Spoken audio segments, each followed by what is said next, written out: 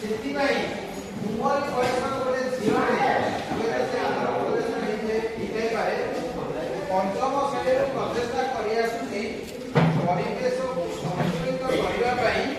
ପ୍ରତ୍ୟେକ ଗାଁ ସିଏ ଯୁଆଡ଼େ ଯାଇପାରୁଛି ତାକୁ ଘର ପାଖାପାଖି କୁଆଡ଼େ କୁଣିଆ ବନ୍ଧୁ ବାନ୍ଧବ ଗଲା ସେଇଠି କିଛି କିଛି ଆୱାରନେସ୍ କରୁଛି। କ'ଣ ପାଇଁ?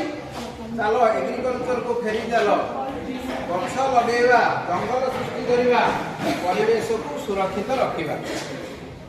ବର୍ଷ ଆରମ୍ଭରୁ ଆମେ ଅନେକ ଗୁଡ଼ିଏ ପ୍ରୋଗ୍ରାମ କଲେଣି ପରିବେଶକୁ କେମିତି ସୁରକ୍ଷିତ କରିବା ଭବିଷ୍ୟତ ପିଢ଼ି ପାଇଁ।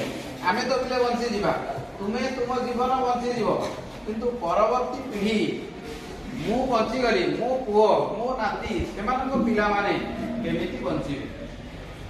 ତୁମ ବାପାଙ୍କୁ ପଚାରିବ ପିଲେ ସେ ଥିଲାବେଳେ ପରିବେଶ କେମିତି ଥିଲା ଏବଂ ଏବେ ପରିବେଶ କେମିତି ଅଛି। ଏଇ ପୁରୀ ଭୁବନେଶ୍ୱର ରାସ୍ତା ଟିକେ ସରୁଆ ରାସ୍ତା ଥିଲା, କିନ୍ତୁ ବର୍ତ୍ତମାନ ପପୁଲେସନ ବଢିଲା, ରାସ୍ତା ଓସାର ହେବାକୁ ବଢିଲା। ଠିକ ଅଛି, ତା ସହିତ ଆମେ କେମିତି ବଞ୍ଚିବା ଭବିଷ୍ୟତରେ? କେତେବେଳେ ବଞ୍ଚିବା? ଯେତେବେଳେ ଆମେ ପରିବେଶକୁ ଆମେ ସୁରକ୍ଷିତ କରିବା। ତାହେଲେ ଦେଖିବା ଗୋଟେ ଛୋଟିଆ ପ୍ରୟାସ।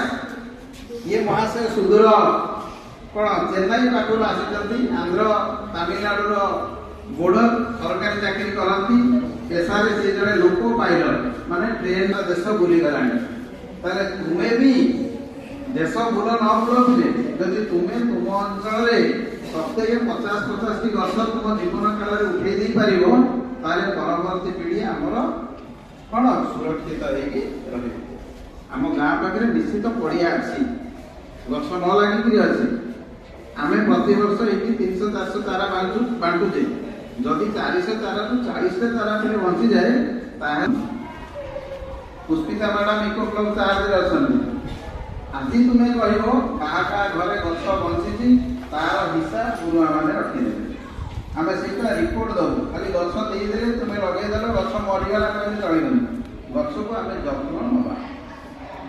ଆମର ଏଇ ବିଦ୍ୟାଳୟରେ ଜଣେ ପିଟି ସାର୍ ଥିଲେ, ପ୍ରଫୁଲ୍ଲ ମିଶ୍ର ସାର୍ ନା ତ୍ରିପାଠୀ ସାର୍, ଏଇ ଗାଁରେ ଲାଷ୍ଟ ଆଡ଼ିକେ ରହୁଛନ୍ତି। କିଏ ଜାଣିଛ ପ୍ରଫୁଲ୍ଲ ସାର୍ଙ୍କୁ? ଶଙ୍କର ସାର୍। ଶଙ୍କର ସାର୍ ନାମରେ ସିଏ ନାମିତ। ଏଇଠି ଟିକେ ଗଛ ଲଗାଉଥିଲେ, ସିଏ ଗଲା ବର୍ଷ ଗଛ ଲଗାଉଥିଲେ। ତାଙ୍କୁ କୁହାଗଲା ସାର୍ ଗୋଟେ ଫଟୋ ନେଇଯିବା ଗଛ ଲଗେଇବା ଅବସ୍ଥାରେ। ଆମର ସମସ୍ତଙ୍କର ତ ଅଭ୍ୟାସ, ଫଟୋ ଲଗେଇଲା ବେଳେ ସାର୍ ମନା କଲେ, ନା ନା ନିଅନି, ଆର ବର୍ଷ ଯଦି ଗଛଟା ବଞ୍ଚି ଯାଇଥିବ ତାହେଲେ ମିଶିକି ଫଟୋ ଉଠେଇବା। ଅର୍ଥାତ୍ ଆମେ ଗଛ ଲଗେଇଲା